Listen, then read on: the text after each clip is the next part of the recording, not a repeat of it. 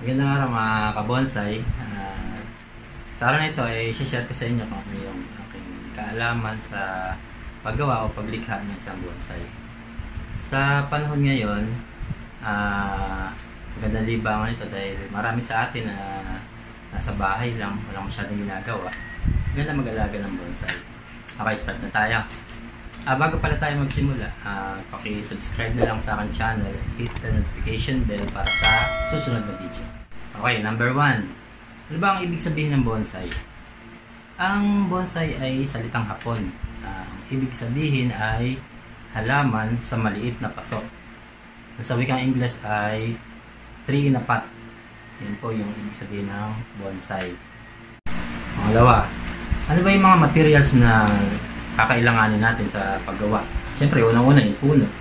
Sa pagpili naman ng puno, kailangan piliin natin yung mga puno na maliliit ang dahon, kagaya ng sampalok, chili, tianggubat, yan, mga native sa atin, mga nakikita natin sa paligid, pwede yan. Pangatlo, paano ba pumili ng puno o halaman na gagawin natin para sa ating bonsai?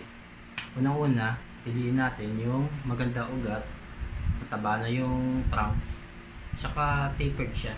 Mula sa base, papunta sa dulo, papalit siya. Para magmukha siya talaga na bonsai. Tsaka, kailangan maraming sanga. Papakita ko nga pala sa inyo yung mga before ko na materials na in-order natin sa ating mga kaibigang mga hunter. Ito po.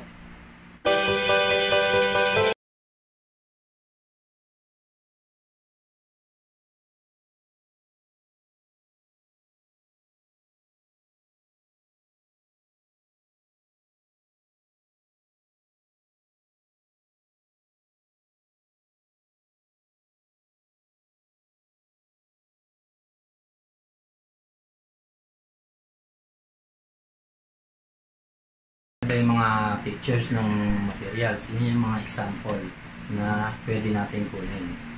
Nandito tayo ngayon sa ito yung aking isang puno ng kalyos na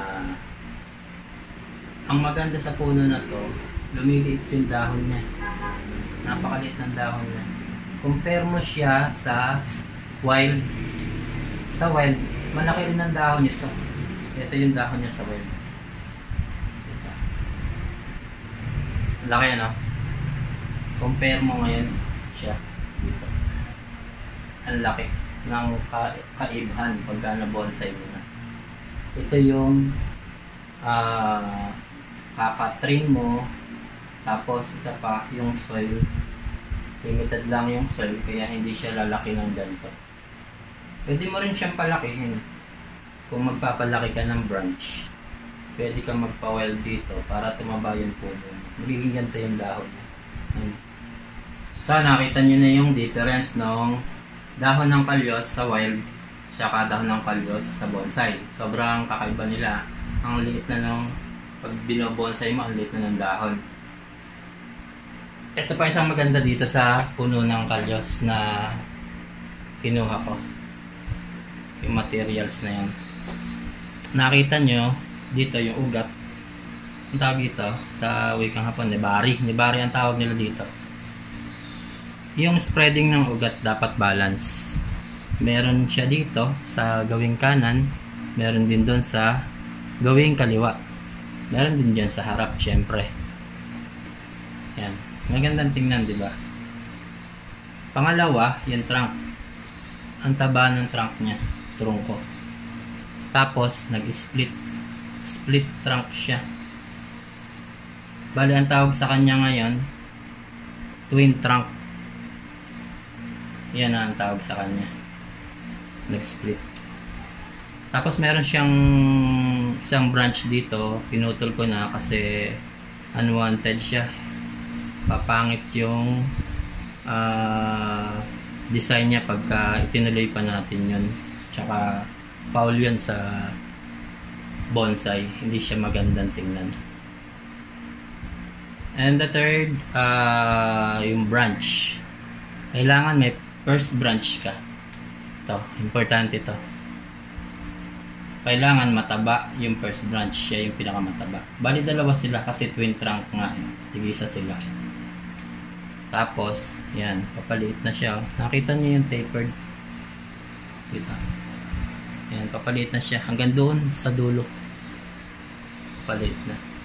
Then sa apex, bali dalawa apex niya kasi twin siya. Yan, sa pang indikasyon na matanda na tong puno na to, canopy na siya. Canopy.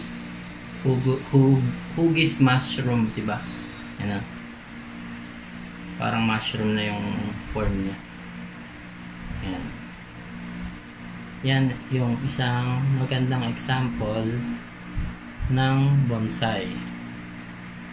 So, yan.